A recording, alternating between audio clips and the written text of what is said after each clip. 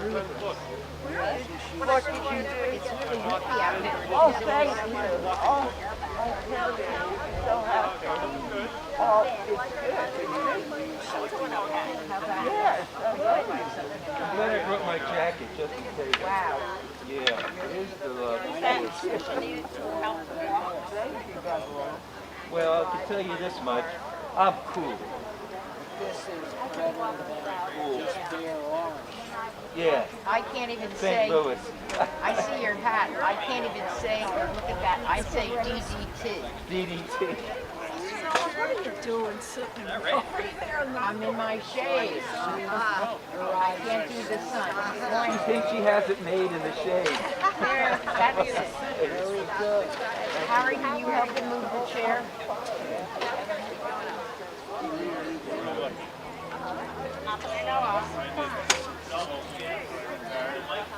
Have a seat. Make yourself You comfortable. want to put your seat back here?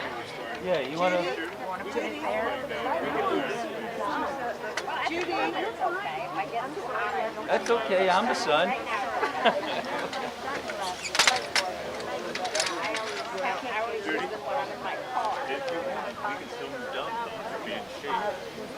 Testing. Oh. Good morning. Welcome to the Morristown Unitarian Fellowship. My name is Stearns Matthews, and I serve as our Director of Music Ministries. And it is my pleasure to welcome you here this morning. We're so happy you're here. And it is also my privilege to introduce our musical guests to you today. Perry Smilo is with us. She is a cantorial soloist and a writer and performer of contemporary Jewish music. And she serves a Jewish congregation over in Bloomfield, and she's just awesome. And I'm so happy she's here, so please welcome Perry Smilo. need that. Good morning. Can you all hear me? Yes. Wonderful. It's such a privilege to be able to worship and be with all of you on this unbelievably gorgeous day. And we thought that we would begin this morning together with a song that I think many of you will be familiar with. It's in your white pages.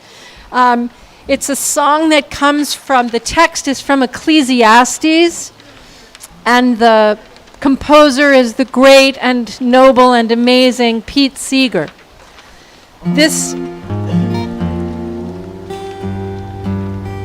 I've been invited to join you today in celebration of the Jewish holiday of Sukkot, about which we'll discuss more later.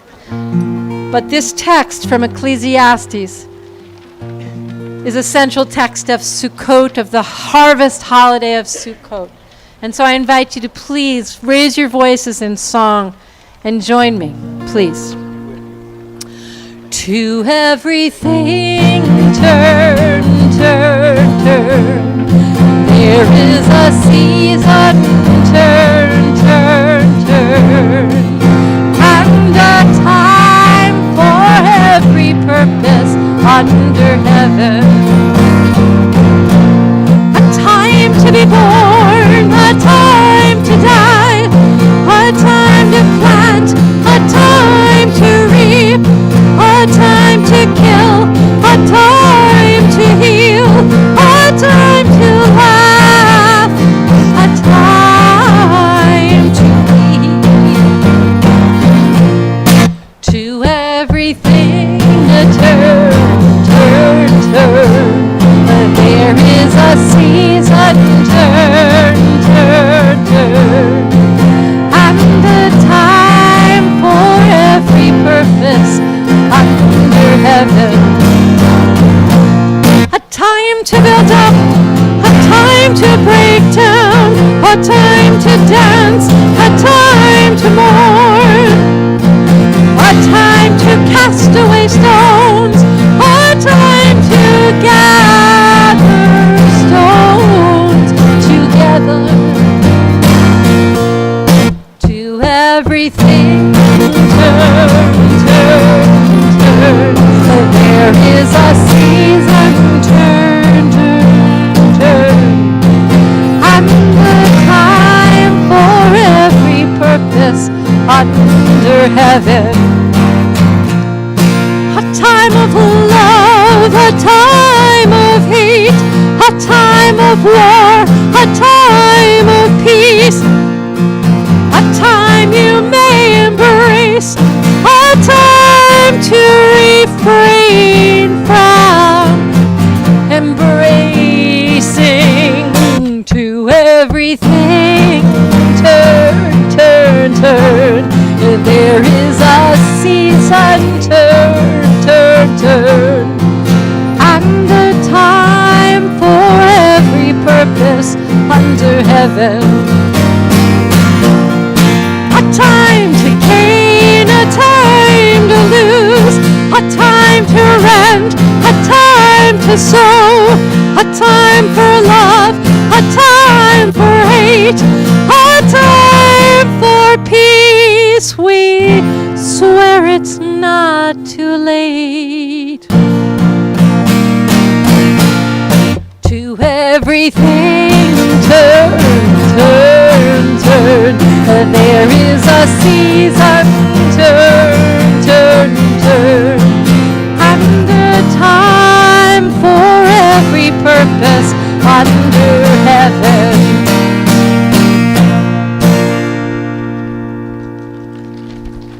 Thank you. May I share a very quick teaching from the community that I worship with regularly, which is in order to separate between performance and worship. I'm so grateful for your applause, and I take it warmly and appreciatively. What we do in our congregation is, rather than applaud during worship, we rub our hands together and create a lot of warmth, and then simply hold our hands up like this. And that allows the person who's leading to know that you're feeling it without taking us all out of worship. So thank you very much, and I look forward to worshiping with you this morning. It is magnificent to have a cantorial soloist with us this morning. Perry Smilo, we're so glad you're here. Tish is about to share some announcements with us this morning. And before we do, let us open with our affirmation. Will you join me? It is good to be. It is good to be here. It is so good to be here together.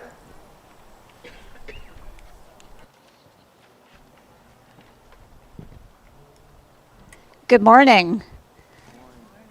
Good morning. My name is Tish Hamilton, if you don't know me, and I'm the worship associate this morning. Welcome to the Morristown Unitarian Universalist Fellowship. We are so glad to host today. I have a few announcements to share. First off, as Alison wrote in her email, we are refilling a number of Sunday morning positions now that we're in person, outdoors, and online together. So here are some ways that you can help, whether you are new or a longtime member. Would you consider volunteering in any of these positions? We need ushers, videographers, welcome table greeters, worship associates, audiovisual techs, coffee hour hosts, and the new online volunteers for Facebook host, YouTube host, and our 12:30 Zoom coffee hour, social hour hosts. There will be training for all of these positions this fall, and many of these only require a once-a-month commitment. So if you're interested, please come talk to me after the service, or you can also go to send an email at welcome@muuf.org. Secondly, next weekend, there are 2 tables at 2 community fairs, Bottle Hill Day on Saturday and the Morristown Festival Green on Sunday, and we would love your help for either of those days. Please consider being a greeter at the table so we can share our fellowship with our neighbors. Again, you can email welcome@muuf.org and let us know if you can volunteer, or you can also sign up at the welcome table. Someone can help you sign up with the Sign Up Genius form. Next Sunday, your pets are welcome to the service, or you can bring a photo or a stuffed animal in honor of St. Francis Day. And it's going to be outside, so if you have allergies, it's good. You can see the animals without having to get too close to them. And last week, some people asked a question of whether or not you could go into the building to use the facilities, and the answer is yes. And also you can use the wheelchair ramp to pass through to the other side to get to the terrace for the coffee hour. And then one other note, which is that service auction goes live today, open for offerings, and you can find information on our website. Lastly, our offering this morning will be split 50-50 with Nourish New Jersey, formerly known as the Community Soup Kitchen. We give half of our Sunday collection each week to make a difference in our neighborhood or in the world. And now I invite you to share with me in our unison reading for the chalice lighting, which you can find in the order of your service. Love is the spirit of this fellowship, and service is its law.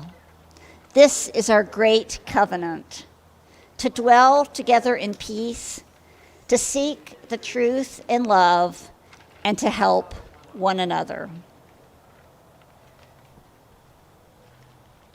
Now we're going to share in a responsive reading, and Tish is going to lead this side, so everyone who is to my left, and we're going to lead the italicized words, everyone on the right. And those of you online, if you have that order of service that was sent in email, you can choose which one you want to read. It is up to you. Let's see. Okay. Great. It's We Bid You Welcome by Richard S. Gilbert. We bid you welcome who come with weary spirit seeking rest, Who come with troubles that are too much with you, who come hurt and afraid. We bid you welcome who come with hope in your heart, Who come with anticipation in your step, who come proud and joyous. We bid you welcome who are seekers of a new faith, Who come to probe and explore, who come to learn. We bid you welcome who enter this hall as a homecoming, Who have found here room for your spirit, who find in this people a family. whoever you are, whatever you are, wherever you are on your journey, we bid you welcome.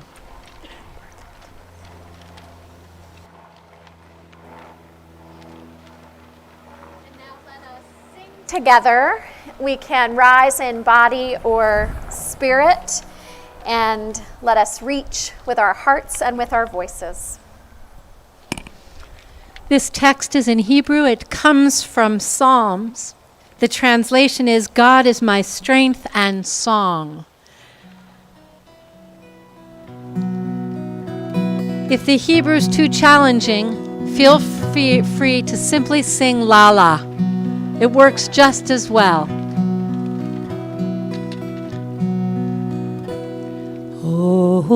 Ozi V'zimrat Yah. Yah is the name of God in Hebrew, Yah. Ozi V'zimrat Yah. Vayahili Lishua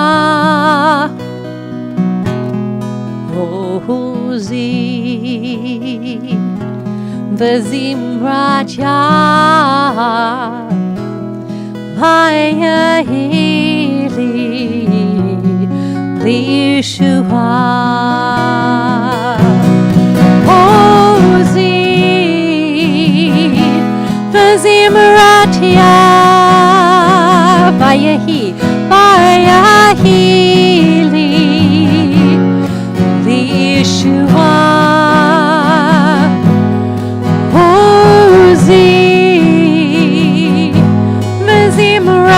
tia vaya hili Yeshua just la la yai lai lai la la la la la la la la la la la la lai lai.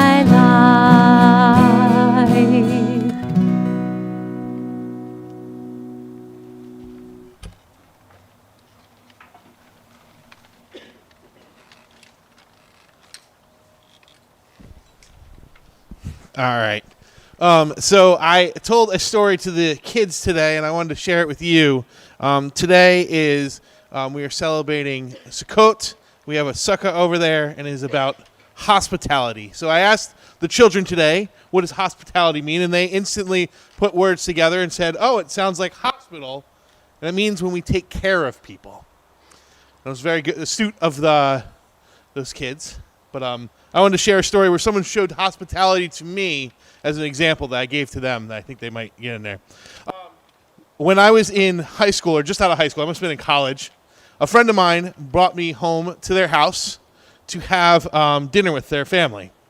Now, I grew up, I have 5 brothers and sisters. There's 6 of us. And when it is dinner time in my house, still kind of to this day, it is a little, we'll say, chaotic. Where my mom used to put down the food, usually something in one pot because it was easier in a slow cooker, and we would just kind of tear into it. It was kind of gross. And that's how I grew up, and that was fun and, a little chaotic, and, when you have a lot of kids, that's what it is. So I went to this friend's house, and they lived in a fancy house, a house that regularly put extra forks out, had the place set, the good china all the time, not just on the holidays like I was used to at Grandma's house. And it was summertime, so the dad made some barbecue chicken, on the grill. And I knew I was in a fancy house and said, fancy houses, you use forks and knives, not your hands like in my chaotic house. And I started doing that really nicely, trying to cut the chicken off the bone. I wasn't very good at it because I wasn't practiced at it. And he said, Nick, just use your hands. We'll all use our hands. And he instantly threw down his fork and knife. I think he wanted to do this. I think he was excited to have permission himself to eat this chicken with our hands, get it all messy, get the nice cloth napkins, all barbecue sauce covered, and it was great. What was awesome about that, and what I was sharing with the kids, is that I was shown hospitality by giving permission to be who I was. This kind of rough and tumble, chaotic kid from a big family that everything was nuts. And so the thing about hospitality is serving, right? Food, caring for people, and part of caring is accepting those people for who they are. And I shared that with the young folks at the previous service, and I share it with you that being hospitable doesn't mean just giving the barbecue chicken, but it means allowing people to eat that chicken how they want to. So that's my story.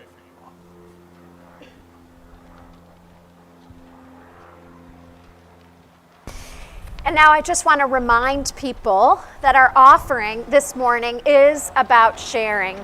And we are splitting our collection. 50% will go to support our fellowship, and 50% will go to Nourish New Jersey, formerly of the Soup Kitchen. You can give by text. You can also place money in the basket up here immediately following the service. And of course, we accept checks or cash or any of the ways that you're able to give. And thank you for your generosity. It makes a difference.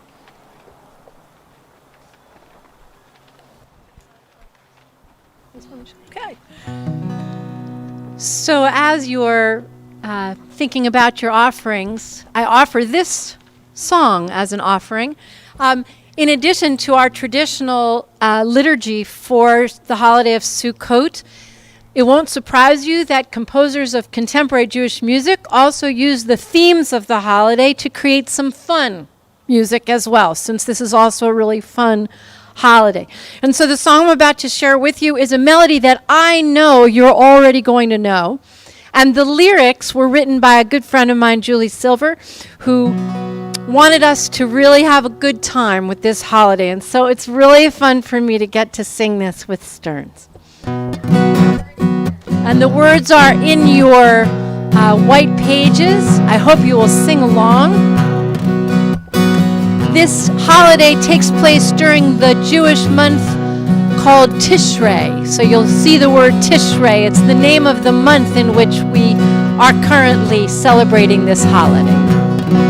Oh, when the month of Tishrei comes, you know it's true. And the autumn sun beats down and shines upon you. Under the sukkah, just wait for me. And we'll spend Sukkot together, just you and me. Can you see the gourds of yellow, gold, and red? Oh, how I love to see the cranberries hanging over my head. Where? Under the sukkah. Just wait for me. And we'll spend Sukkot together, just you and me. Here we go. Under the sukkah. Under the sukkah, Shake the lulav. under the sukkah, Shake it with the etrog. under the sukkah, We'll celebrate. under the sukkah, Hey, those veggies look great under the sukkah. sukkah. Oh, now they say the Jews wandered in deserts to ride. But through the roof of their flimsy booth they saw the stars in the sky. Under the sukkah, just wait for me. And we'll spend Sukkot together, that's where we'll be. Under the sukkah. under the sukkah, Shake the lulav. under the sukkah, Shake it with the etrog. under the sukkah, We'll celebrate. under the sukkah, Hey, oh, those veggies look great under the sukkah. Sukkah. May I just take a moment? Oh, thank you. I just want to explain, since the planes are flying over anyway, I just want to explain a lulav is a thing that, it's a palm frond with other kinds of greens in them. I think, oh, here we go. We have a picture of it. And these are the 4 species of living things that we use during the holiday of Sukkot to celebrate. So this green stuff is called the lulav. It's actually made up of 3 different things. And this thing that looks like a lemon is actually an ancient species of citrus called an etrog. And what makes it different from a lemon is it smells beautiful, but it has no taste. And it's citrus. There you go. So that's from the song. Thank you.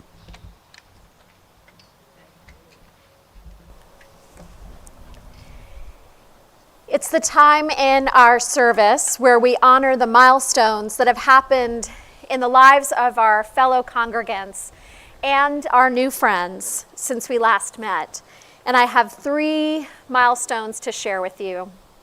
First, I wanted to bring to our consciousness Clark Paddock, a member of the fellowship, is recovering at home from a car accident. He has a broken, shattered, I think, heel and something with his back, and will be possibly unable to drive probably till December. And so we have a meal train that is being organized for the Paddock family, and I invite you to sign up for that. And I also invite us to send, Clark, if you're watching, and Renee, we're holding you, the whole family, Evan, Ronnie, in our hearts this morning. May you heal well, and may you feel our love and care.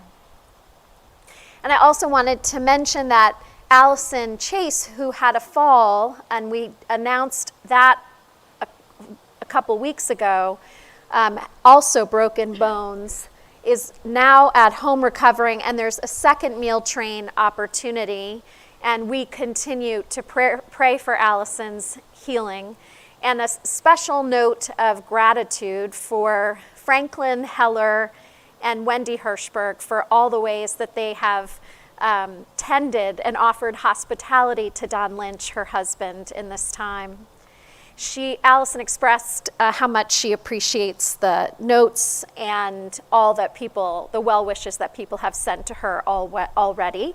And Diane Marks, would you raise your hand just so people are the chair of our caring team, if you're curious about the meal train opportunities, can explain to you how to sign up. Third, we have a great joy to announce Mandy Huizenga, who served as our congregational administrator, passed the ministerial fellowshipping committee yesterday, and so she is now on the path to ordination. Congratulations, Mandy. We are overjoyed and with this exciting news. Yeah, I love this, sending the warmth out to Mandy, and we look forward to all the many beautiful things that will continue to unfold in your ministry. I invite you into a continued spirit of prayer and reflective meditation.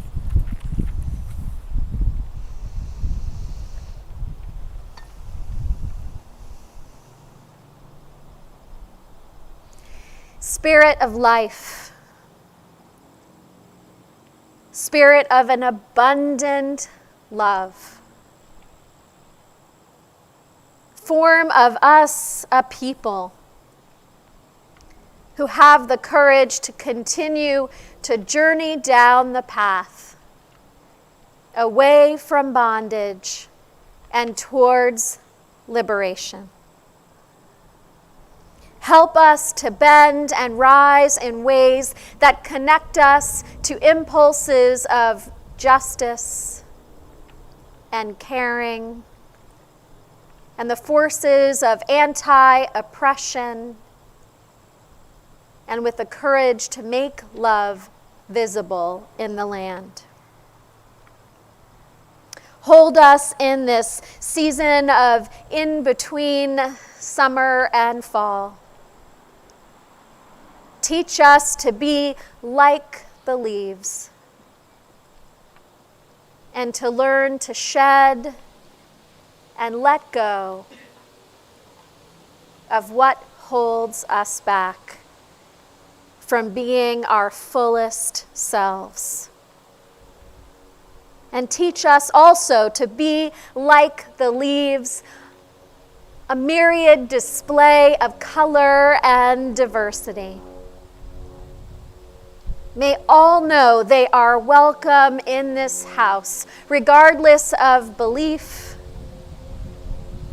regardless of their history and story of oppression, and that each one of us seeks to continue to learn how to liberate, how to break free, and to build a world on principles of compassion and peace, thanksgiving and joy, healing and wholeness. All these things and so many more are our prayers, our meditations, and our longings. Amen, and blessed be one and all, and may it be so.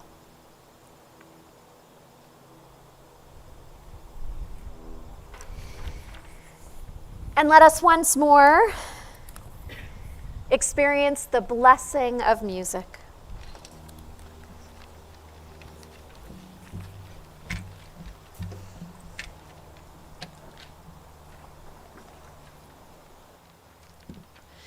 This piece is composed by wonderful writer of contemporary Jewish music named Chava Morel from the Pacific Northwest. The text comes from Psalms. And the words mean, Achat sha'alti me'et Adonai. I have one question for you, God. Achat sha'alti ota vakesh, just one that I'm going to request of you. Shivti b'veit Adonai. Allow me to be close to you.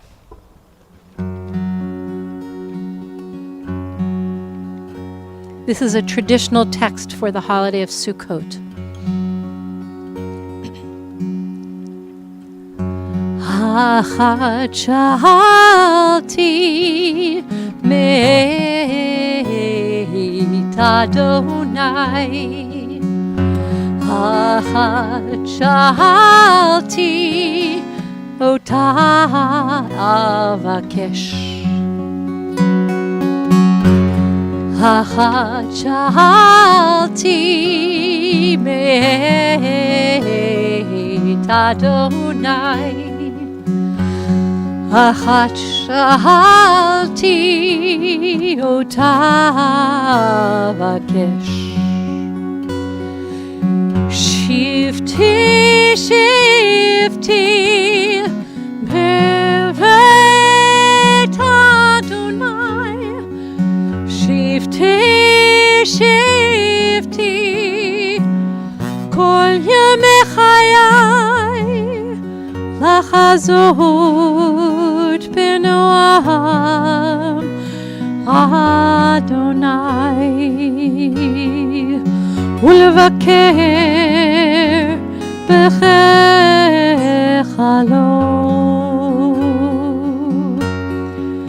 החזות בנועם Adonai, to gaze upon the beauty of Adonai.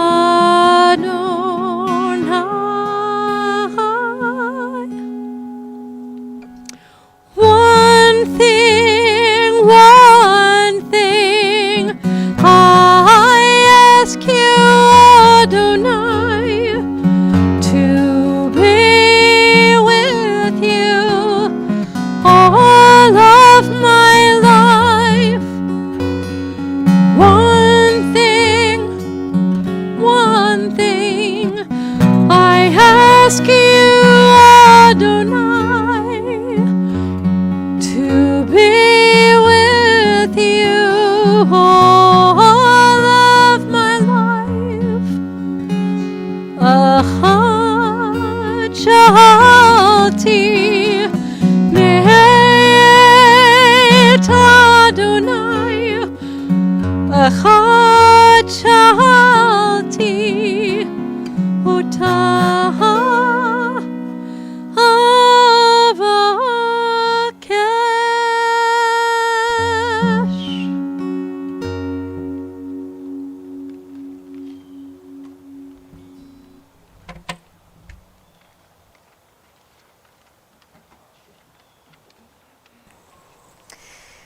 What a gift. I can certainly tell why there is a congregation in New Jersey who benefits from your ministry as well. Oh, look at my stuff flying. As well as one in Florida at the same time that benefits from your voice. Oh, well. Isn't that fun? Isn't that fun? They saw this happen last time, too. This is fun. This is about Ecclesiastes, again, what we have to learn, what to hold on to, and what to let go of. And I choose to hold on to the blessing of music and let go of the order of my sermon pages. How can we construct a life that matters? Or how can we, in the words of our annual spiritual theme, keep on moving forward down the path of a life filled with meaning? Today we turn towards the Jewish holiday of Sukkot, which has been going on all week to frame the journey. We are on the 6th day of that 7-day holiday, which is actually more of an 8-day holiday. And it gets its name from the sukkahs, the temporary dwellings. And there's one right over there. David, my husband, is sitting under the sukkah right now. These temporary dwellings that people construct in their backyards or on the street out front or on their balconies, or if you grew up in an apartment or are in an apartment, you might construct one in a living room or a dining room. If you stroll through a Jewish neighborhood, this holiday is one of the most visible throughout the year because the landscape is dotted by these sukkahs and all the neighbors are outside, including non-Jews. You see neighbors and strangers alike are welcome and invited to join everyone inside the sukkah. Moving into the sukkah for 7 days, or at least spending as much time there as possible, is about reenacting the journey that took place after the Israelites were liberated from slavery in Egypt. When people remember the Exodus story, they tend to focus on the exciting part, or at least what is perceived to be the exciting part. The 10 plagues, and Moses defeating Pharaoh, and the grand escape, including the parting of the Red Sea. The end. But no, the story goes on. The road to freedom is so much longer. The Israelites had to wander 40 years in the wilderness in order to make it to the promised land. Freedom may have come all at once, but learning how to truly shift from a people oriented around a life of bondage and attachments to a life of liberation, a life of truly being free, that took more than a generation. Now, you may or may not have grown up with this particular holiday, but my guess is that many of you have had the experience of camping, or at least spending time in ways that bring you closer to nature and leave you somewhat exposed to the elements. In fact, we are in an at least 8-week practice of being connected to the outdoors in worship right now. And I commend these experiences to you. What might you learn in a week set aside for such a practice with your loved ones, with neighbors, and with passersby? Imagine yourself moving into the sukkah for the week. On the first 2 days, you might feel more connected to your surroundings. You might begin to feel a sense of restoration, physical and spiritual, and a sense of balance. And you might begin to feel joy at times set aside for celebration. Now, for some, this may not be easy to attain right away in those first few days. It can be difficult to let go of attachments to technology or to your bed or other material possessions that don't fit in the hut. As you can see over there, you need to make choices. You can't bring everything from home into the sukkah, and there's no outlet. But hopefully, as your rhythm slows, you will be able to pay attention to now, to all the delights of autumn. Can you feel that lovely breeze this morning? Yes, the world grows colder, but the warmth of the sun on your cheek has a value that was not known in summer.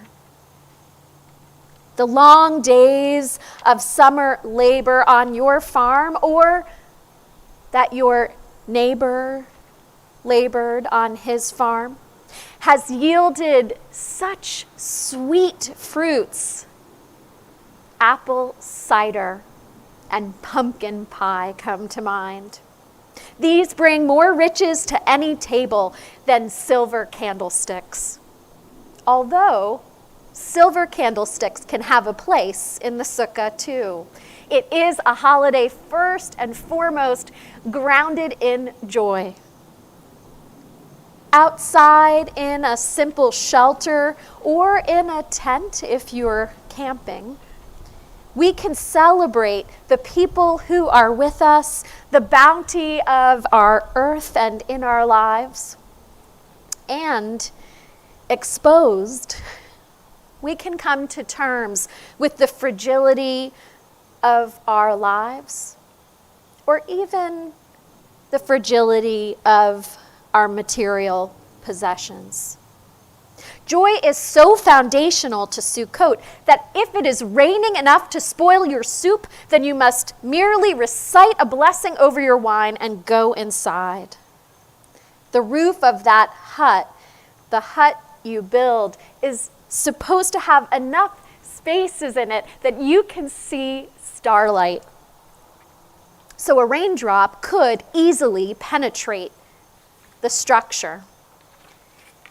It's not considered to be fulfilling the commandments of these days to endure suffering in terms of eating in a rainstorm when you do have a home to enjoy. It's about perspective. What is the place of our home and our material goods? For as long as possible, you are encouraged to enjoy eating and even sleeping in the sukkah. Dwelling outside in temporary structures in sukkahs or in tents reminds us of our connection to the rhythms of nature. We rise and set with the sun. The starlight does take our breath away.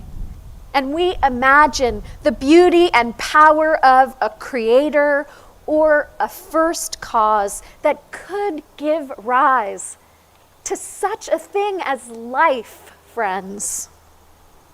We notice the splendor of our earth in fall, the green dappled with gold and orange, the red of fruits and the leaves, and those delicious foods that fill our bellies. Maybe at first we could not slow ourselves, paying attention to all that is waiting for us next week. Sunday morning can be like that at times, hard to slow down and settle in, worried about what comes next. But eventually we understand the true meaning of time. And maybe, having given us this sacred space and sacred time under the sukkah, we hide our watch or cell phones under a blanket. The battery ran out. Sorry, I didn't get the text. Joy soon becomes the time and place we have entered. Rabbi Akiva recalls that what was truly remarkable about those wilderness years was not that the Israelites were surrounded by clouds of glory, but that they were an entire nation without a home, without houses. They were nomads without a place of refuge. Exposed to the elements, at risk from any surprise attack, they would nonetheless continue their journey in the faith that God would not desert them, that they would not desert one another. What are the essential elements of our lives? What are the things or people that we can count on, knowing that most everything is impermanent? This practice of giving up a solid shelter in exchange for a fragile and open booth is a life-affirming spiritual practice. Rabbi Greenberg points out that by doing this, we can demythologize solid walls and controllable security. The holiday is not meant as a renunciation of security, but it is meant as a recognition of its limits. Sukkot provides the opportunity to accept the vulnerability of being human, and with that knowledge, that knowledge that our lives are precious and finite, comes the desire to live more deeply and fully. That road to freedom involved a lot of shedding, of letting go what held the Israelites back, of doubting, and of discovering what could be counted on.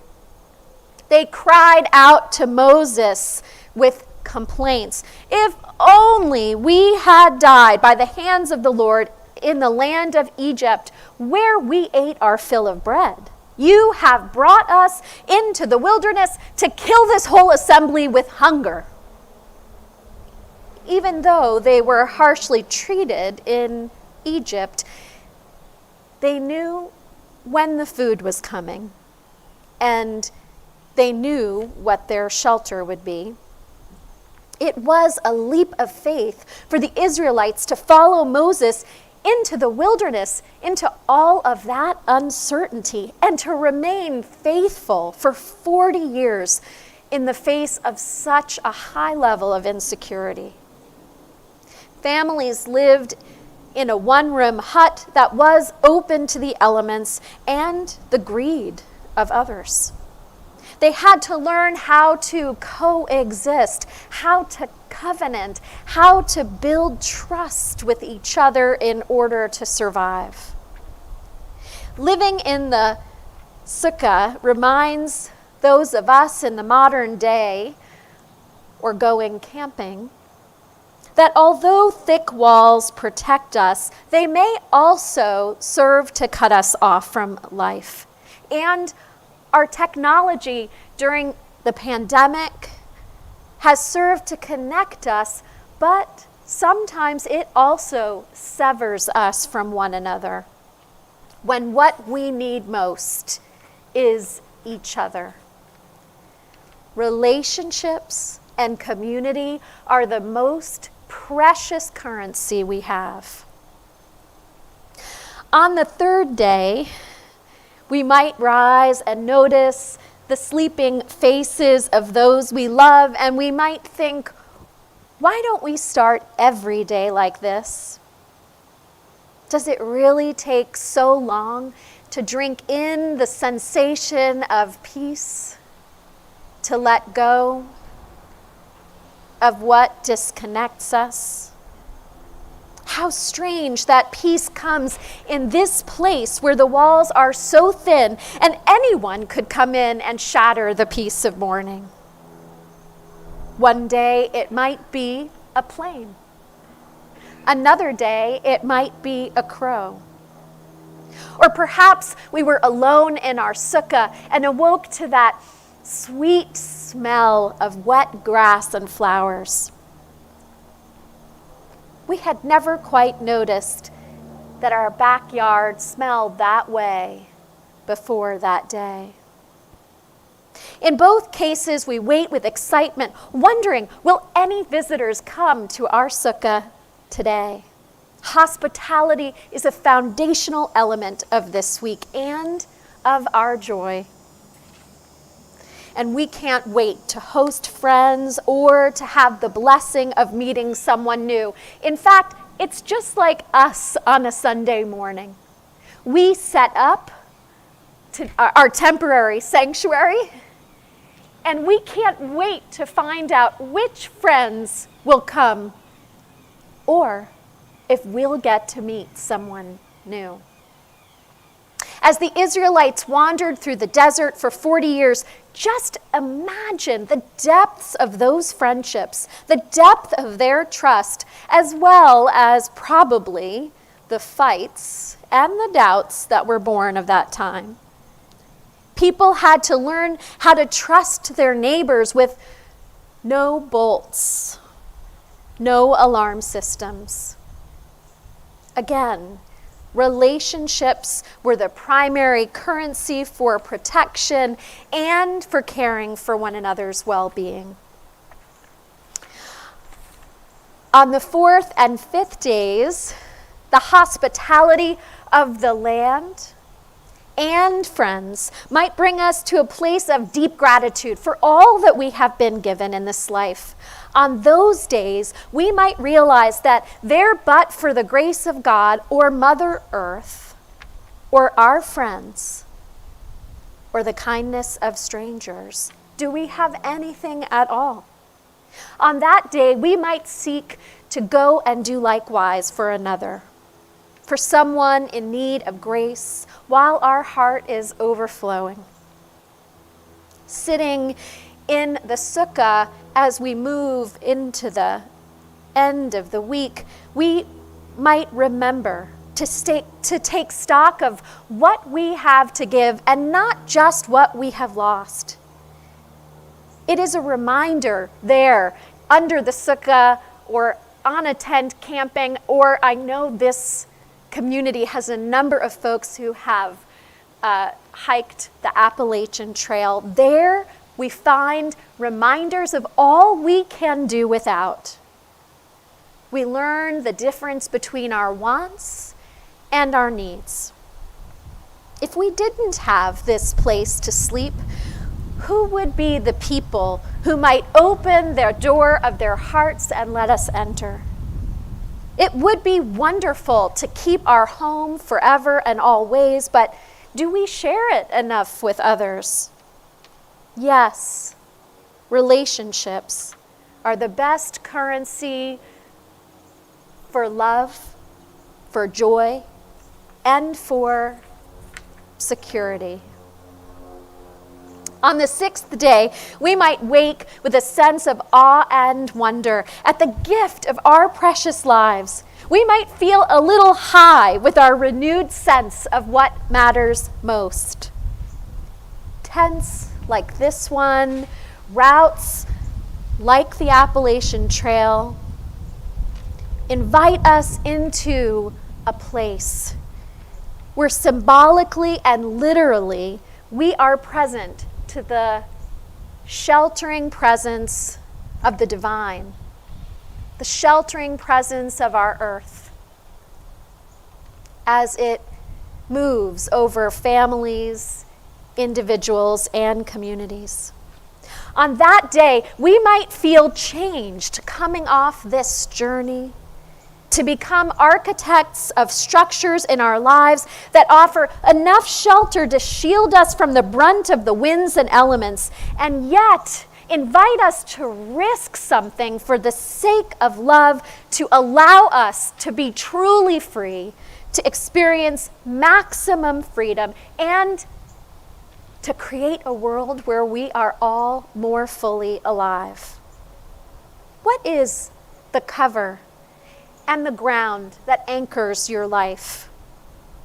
Are you too protected and cut off from reality, love, and compassion, like Siddhartha was before he became the Buddha? Or are you too vulnerable? Are we too vulnerable? This is about all of us, these questions. Do we place our hopes and dreams on things that are impermanent and we cannot guarantee will travel with us down the path of life? Having let go of the false gods of many names, wealth that turns into greed, technology without a moral anchor, power that becomes power over others, we begin to taste the true sources of freedom. On the seventh day, we begin to understand that what we are doing is carving out sacred space and sacred time. And we are behaving as if we are about to enter the promised land. It is that taste, that practice of a new way of being that helps us move down a road to real rather than illusory freedom. There's a reason that this holiday lasts 7 days and that the Israelites had to wander for so long. It takes time to change, to cast off the literal chains of slavery, but even more time to cast off the mindset of slavery. It's not the generation of slaves who make it out of the wilderness into in the story, but rather the next generation who arrives in that land of milk and honey. On one hand, they were literally traveling down a physical road. On another, it is the journey itself that creates the promised land. It's not about a promised land, it's about behaving like a people who make promises, who covenant with one another for love to be the ground of their being.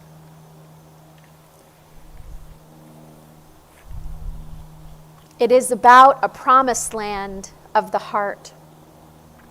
And it is only when we reach that spiritual height that we can arrive at the ultimate destination on the mountaintop. Now, the holiday of Sukkot sprung to mind today, not only because it is Sukkot and it's happening now, but because we are moving forward down a path of building on these grounds together. A structure of hospitality, an addition right on that side of our campus, a house for all people, a shelter open to our loved ones and our friends and strangers, a structure that will be green and model our connection and responsibility to our earth, an addition with windows that allow us to view and feel connected to the wonder and beauty of nature. And it will only happen and be built if we are willing in this harvest time to share a portion of our bounty and invest in a community, in relationships that make all of us more secure, as together in this house we practice the journey towards the promised land. We engage in works of compassion and care, and we respond to the call of love through visible acts of justice and service to and with those in need. And just like the sukkah, just like this week of celebration, what we are building together is a house of joy and celebration, where we can gather for inspiration and beauty and for the restoration of our spirits.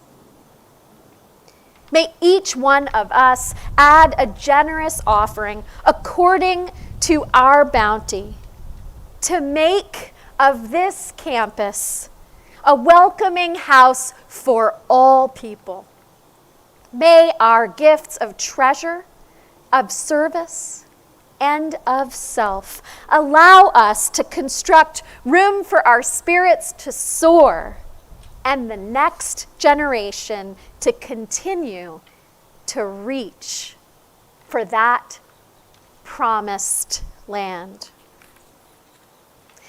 Let me close with a story connected to this time of year. A sly fox passed a lovely vineyard. It included a tall, thick fence that surrounded the vineyard on all sides. As the fox circled around the fence, he found a small hole in the fence, barely large enough for him to push his head through. The fox could see inside luscious grapes that he couldn't wait to taste. His mouth began to water, but the hole was too small for him. So what did he do? He fasted for 3 whole days, and he became so thin that he managed to slip through the hole. Inside the vineyard, the fox ate to his heart's content. He grew bigger and fatter than he was before. But then he wanted to get back out of the vineyard and had the same issue, that thin hole. So what did he have to do? He had to fast for 3 whole days. And then he just about managed to slip through that hole and out again. turning his head towards the vineyard. The fox said, "Vineyard, O vineyard, how lovely you look, and how lovely are your fruits and vines. But what good are you in the end to me? Just as I came to you, so I leave you." And so the sages say it is also with this world. Just as we came into the world empty-handed, so we leave it empty-handed. Only what we have learned, as our children have done this morning in religious education, the good deeds we have performed, and the legacy of our days, the love we have given away, remains, stored in our heart and in the hearts of our loved ones and those who come after forever. Only love and what we give away is eternal. May all of us lead lives that reconnect us to all that is holy and sacred in the world and in us. And may we live more wisely, more compassionately, and more justly in every moment that is ours to treasure. May it be so. Will you rise in body or in spirit, and let us once again engage in the blessing of music.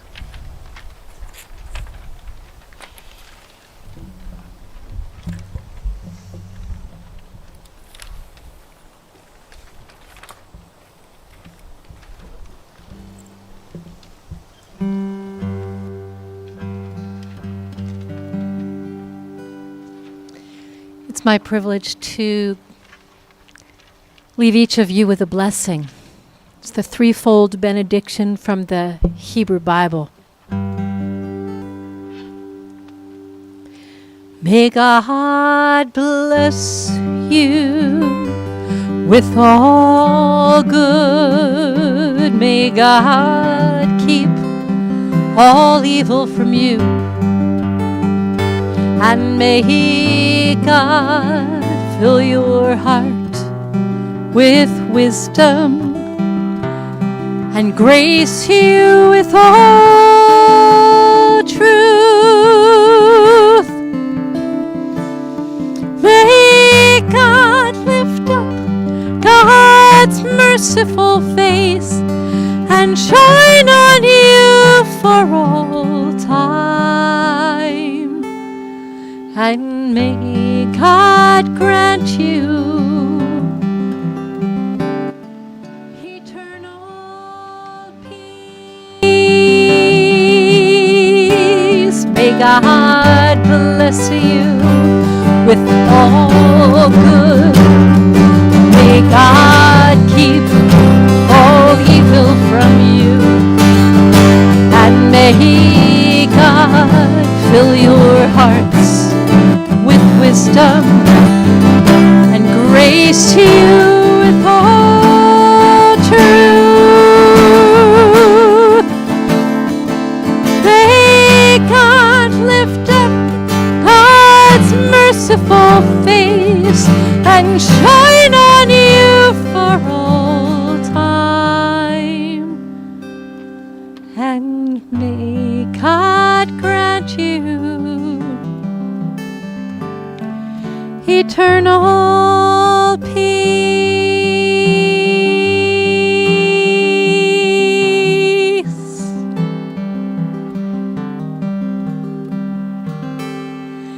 Eternal, join me in this word, peace. Thanks for the privilege of allowing me to be with you this morning.